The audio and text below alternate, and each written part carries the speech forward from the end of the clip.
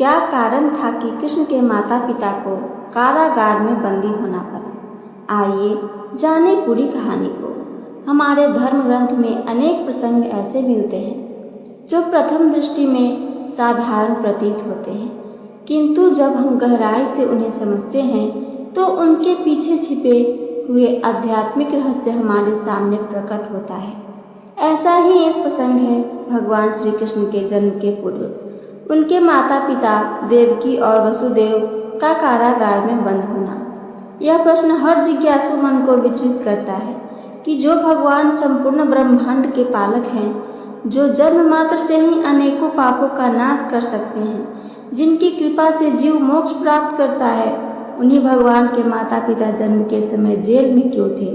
क्या यह कोई सामान्य घटना थी या इसके पीछे कोई गहरा रहस्य छुपा हुआ था? देवी भागवत महापुराण के अनुसार यह सब पूर्व जन्मों के कर्मों का ही परिणाम है। यह कथा न केवल ऐतिहासिक घटना है, बल्कि यह हमें जीवन के महान सत्य, कर्म, मोह और मोक्ष का भी बोध कराती है।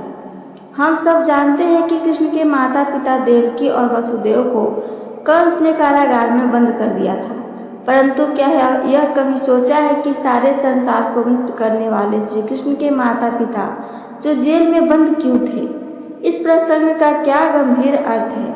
देवी भागवत महापुराण के चौथे स्कंद में अर्जुन के पुत्र जन्मेजय को जिज्ञासा हुई कि यह जानना जाए कि जो भगवान कृष्ण सारे संसार के पाप बंधन काटने में समर्थ हैं, उनके माता पिता को बंधन कारागार में क्यों आना पड़ा?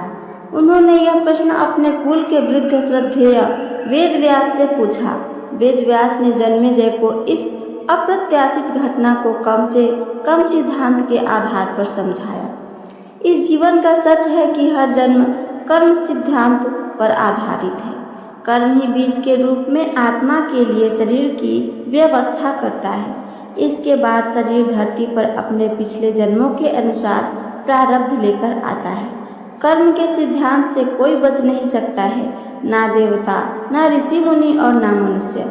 एवं कई बार तो ऐसे संयोग उत्पन्न हो जाते हैं जो गंभीरता से ध्यान देने के बाद भी समझ से परे होते हैं। ऐसा ही एक अद्भुत संयोग देवकी और वसुदेव के संदर्भ में भी हुआ है। एक बार कश्यप ऋषि यज्ञ कार्य हेतु जल के देवता वरुण की गाय लेकर आ गए। यज्ञ संपन्न होने के बाद वरुण देवता के लाख निवेदन करने के बाद भी कश्यप ऋषि उनकी गाय लौटाने में आनाकानी करने लगे। उदास होकर वरुण देव ने कश्यप ऋषि को श्राप दे दिया कि वे पृथ्वी लोक पर जन्म लेंगे एवं जिस प्रकार उनकी गाय के बछड़े अपनी माता पिता से दूर रखकर दिए थे, वैसे ही कश्यप ऋषि की पत्नी अदिति भी अपने पुत्रों से दूर हो जाएंगी। अपने व्यवहार से थोड़ा हतप्रभ होकर वरुण देवता ब्रह्मा जी के पास गए और अपने आचरण के बारे में बताएं कि उन्होंने किस प्रकार से कश्यप ऋषि को श्राप दिया। कश्यप ऋषि के इस अनुचित व्यवहार से हतप्रभ होकर ब्रह्मा ने उनसे पूछा, सब कुछ जानते हुए भी आप वरुण देवता की गाय लौटाने में आनाकानी क्यों करने लगे? एक तो आपने वरुण देवता की गाय का हरण कर लिया और दूसरा आपने मांगने के बाद भी उसे वापस नहीं किया। सर्वज्ञ होने के बाद भी आपने इतनी बड़ी भूल कैसे कर बैठी? प्रश्न का उत्तर देते हुए कश्यप ऋषि ने बेबाकी से स्वीकार किया कि इसमें दोष लालच का था। कर्म की भूमि में पहला बीज लालच ने डाला, परंतु अदिति ने कोई भूल नहीं की थी, फिर उन्हें इस श्राप का भागीदार क्यों बनाया जाए? स्मरण है कि वरुण देवता ने अदिति को भी श्रापित किया था, मगर उन्होंने कोई गलती नहीं की थी, इसलिए उनके लिए कर्म का बीज अभी परिपक्व नहीं हुआ था। अब कथानक में दूसरा मोड़ आया। सब लोग जानते हैं कि अदिति के पुत्र इंद्र हैं। इंद्र बहुत बड़े योद्धा थे। कश्यप ऋषि की दूसरी पत्नी दिति को इंद्र के समान बेटा चाहिए था। उन्होंने कश्यप से अपनी इच्छा प्रकट की थी। कश्यप ने दिति को इसके निमित्त प्रयोव्रत करने का सलाह दिया। निर्मलता पूर्वक पतिव्रता के साथ दिति ने उस कठिन व्रत को करने का संकल्प लिया। व्रत के प्रभाव से दिति के गर्भ में तेजस्वी बालक बढ़ने लगा। अब अदिति डर गई। उन्होंने अपने बेटे इंद्र को उकसाया एवं उन्हें डराया। उन्होंने इंद्र से कहा कि दिति के गर्भ में इंद्र का शत्रु बढ़ रहा है, वे अगर अपने सिंहासन पर अपना एकाधिकार चाहते हैं तो उसे गर्भ में ही मार दे। माता के द्वारा उकसाए जाने पर इंद्र ने छल से सो रही विमाता के गर्भ में प्रवेश करके उस तेजस्वी बालक को 49 टुकड़ों में काटा। अदिति के इस जघन्य अपराध पर दीति ने अदिति को श्राप दिया कि तुम पृथ्वी लोक पर जन्म लोगी, तुम्हारे बच्चे जन्म लेते ही मार दिए जाएंगे। अब गलती अदिति ने की थी, जिसने अपने कर्म का बीज परिपक्व कर दिया था। जल के देवता वरुण और दीति के शापों का संयोग द्वापर युग में हुआ। जीवन बीमा के स्लोगन की तरह एक बार फिर किया गया कर्म हमेशा हमारे साथ चलते रहता है। कर्म के सिद्धांतों से कोई बच नहीं पाया है। यह शरीर का एक कारावास है जिसमें हम अपने पूर्व कर्मों का भुगतान करने आते हैं। द्वापर युग में कश्यप अपने वंश के वसुदेव भगवान कृष्ण के पिता बने एवं अदिति उनकी मां देवकी बनी। विचित्र संयोग है कि दोनों के नामों में देव का शब्द है एवं देवकी का अर्थ तो देवताओं की माना जा सकता है।